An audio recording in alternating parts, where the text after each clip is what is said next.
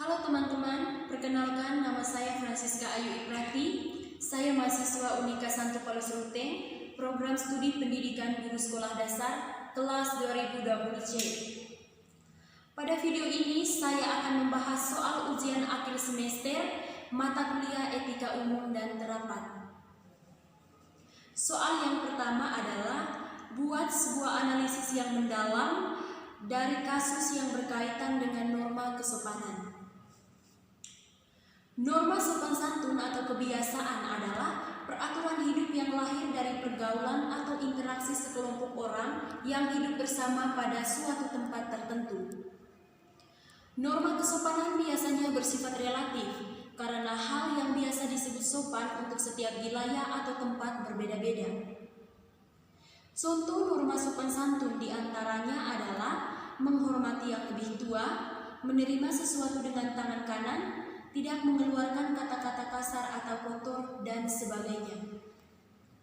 Berikutnya adalah saya akan menganalisis contoh kasus yang berkaitan dengan norma kesopanan di masyarakat. Contoh konkretnya adalah mengeluarkan kata-kata kasar atau kotor. Mengeluarkan kata-kata kasar atau kotor adalah salah satu bentuk pelanggaran norma kesopanan di masyarakat. Kebiasaan berkata-kata kasar atau kotor lebih berpotensi pada individu yang tinggal di lingkungan yang sama, baik di lingkungan keluarga, masyarakat, maupun di lingkungan sekolah. Anak-anak di lingkungan dengan kebiasaan berkata kasar atau kotor menganggap hal tersebut adalah hal yang wajar.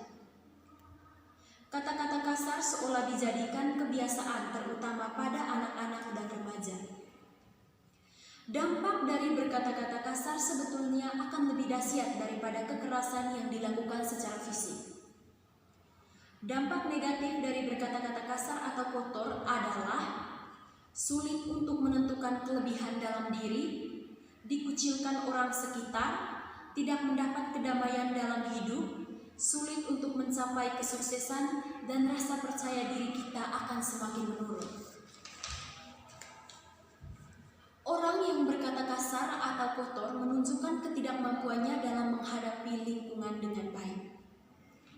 Yang berikut adalah solusi. Solusi dari kasus tersebut adalah kita sebagai makhluk sosial yang memiliki moral dan etika yang baik harus bisa menjaga kata-kata atau ucapan kita. Kita harus bisa menjaga lisan, bicara yang baik, yang positif, dan yang memotivasi. Berikut adalah beberapa cara menyikapi orang yang suka berkata-kata kasar atau kotor. Yang pertama adalah menahan diri agar tidak terbawa emosi, memaafkan lebih dahulu segala perkataan buruknya, memahami penyebab sering berbicara kasar, menegurnya secara tegas dan bijaksana, dan membalas ucapannya dengan balasan yang baik.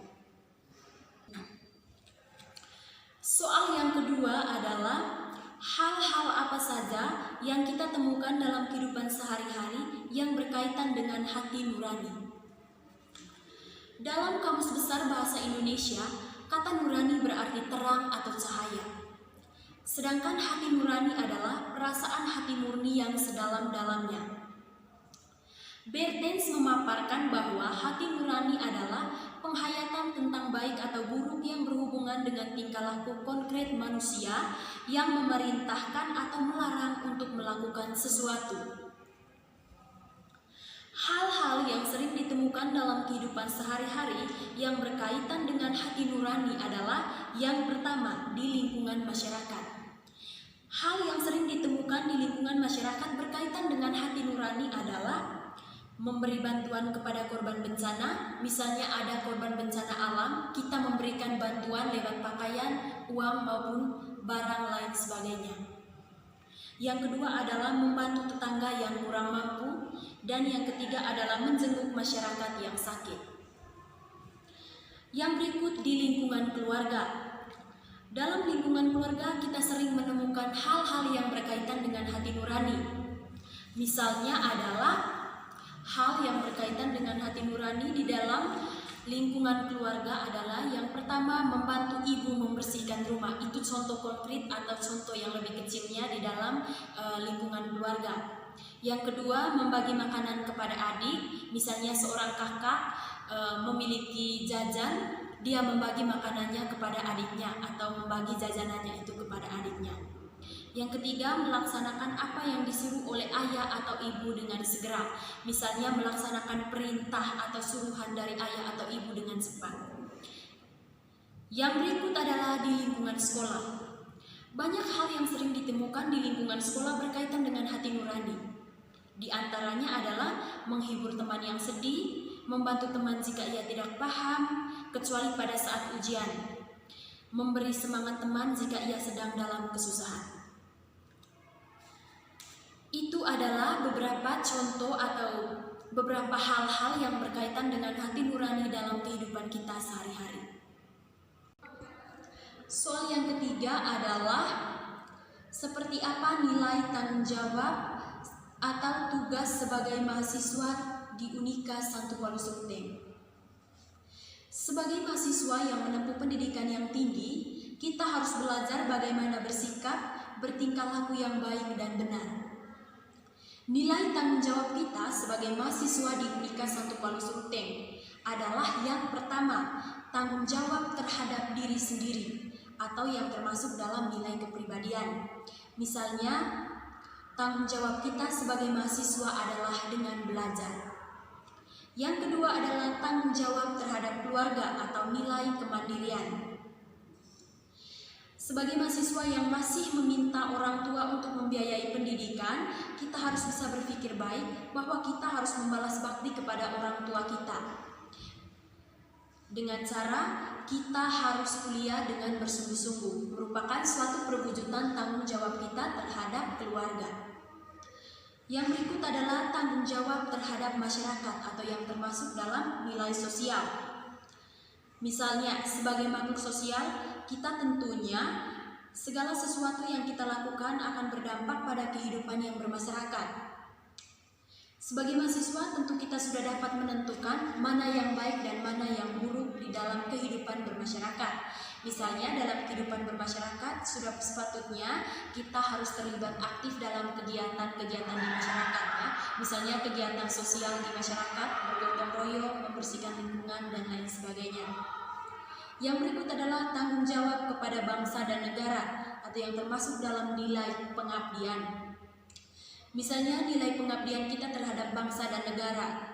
Kita sebagai mahasiswa sudah sepatutnya mengabdi pada bangsa dan negara dengan memberikan hasil belajar yang baik. Hasil belajar yang baik bukan saja membanggakan diri kita, tetapi juga membanggakan orang tua dan juga bangsa dan negara. Yang berikut adalah tanggung jawab terhadap Tuhan, atau yang termasuk dalam nilai ketaatan. Dalam kehidupan ini kita memiliki peraturan yang kita taati, yaitu aturan dalam agama yang kita yakini. Misalnya kita sebagai mahasiswa kan memiliki nilai ketaatan terhadap agama yang kita yakini. Ya. Misalnya taat dalam beribadah setiap hari. Soal yang berikut adalah atau soal yang terakhir adalah uraikan salah satu fenomena yang berkaitan dengan eksistensialisme.